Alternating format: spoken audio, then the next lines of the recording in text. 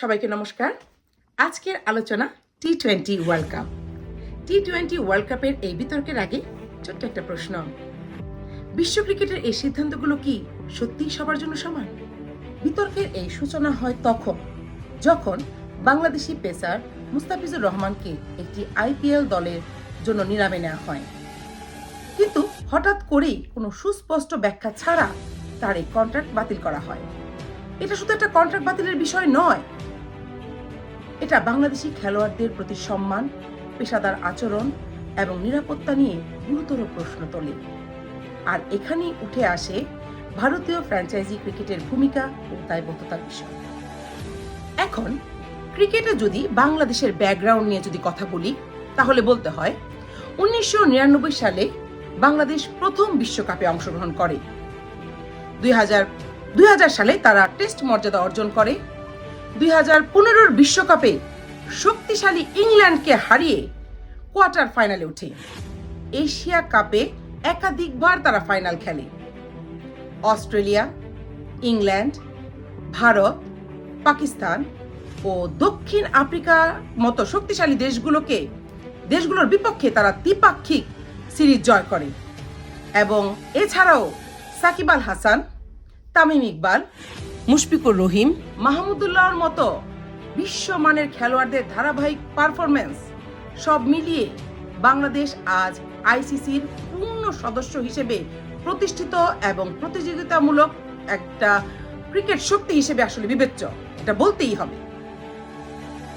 এখন বিশ্ব ক্রিকেটে যদি ভারতের অবস্থান বলতে যাই আসলে, তাহলে বলতে হবে যে এই বিশ্ব ক্রিকেটে ভারতের যে প্রভাব সেটা আসলে কোনোভাবে অস্বীকার করা যায় না।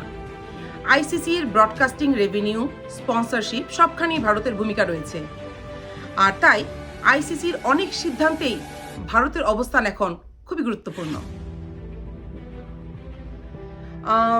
বিশ্বকাপে বাংলাদেশের নিরাপত্তা ও স্বার্থ রক্ষার জন্য বিসিবি আইসিসিকে অনুরোধ করে বাংলাদেশের ওয়ার্ল্ড কাপের ম্যাচগুলো ভারতে না হয়ে কো-হোস্ট শ্রীলঙ্কায় আয়োজন করার জন্য, কিন্তু আইসিসি বাংলাদেশের এই অনুরোধটা মেনে নেয়নি। আর এ কারণেই অনেকেরই মতে এই সিদ্ধান্ত ভারতের অবস্থান ও প্রভাব একটি বড় ফ্যাক্টর হিসেবে এখানে কাজ করছে। আইসিসির পক্ষ থেকে কোনো গ্রহণযোগ্য সমাধান না আসায় বাংলাদেশ দল টুর্নামেন্টে না যাওয়ার এই সিদ্ধান্তটা নেয়। বার্তাটা স্পষ্ট, পূর্ণ সদস্য হিসেবে তারা শুধু সম্মান ও নিরাপত্তা চেয়েছে, বিশেষ কোনো সুবিধা নয়।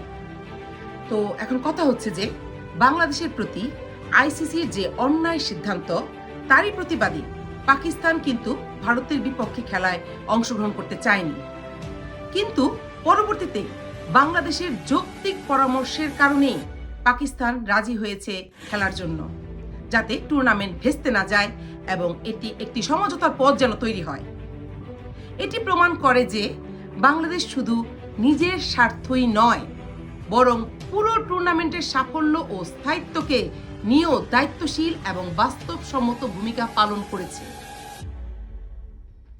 এখন প্রশ্ন হলো, যখন বাংলাদেশ এবং পাকিস্তান সমঝোতার পথ খুঁজতে পারে, তখন আইসিসি কেন পারল না? এটা ভারত বনাম বাংলাদেশ বা পাকিস্তানের খেলা নয় বা বিষয় নয়, এটা শক্তি বনাম ন্যায্যতার প্রশ্ন। বিশ্ব ক্রিকেট যদি সত্যিই সবার জন্য হয়, তাহলে নিয়মও সবার জন্য সমান হতে হবে। এটা আমার মতামত। আপনি কি মনে করেন? দয়া করে কমেন্ট করে জানাতে ভুলবেন না, প্লিজ। ধন্যবাদ সবাইকে।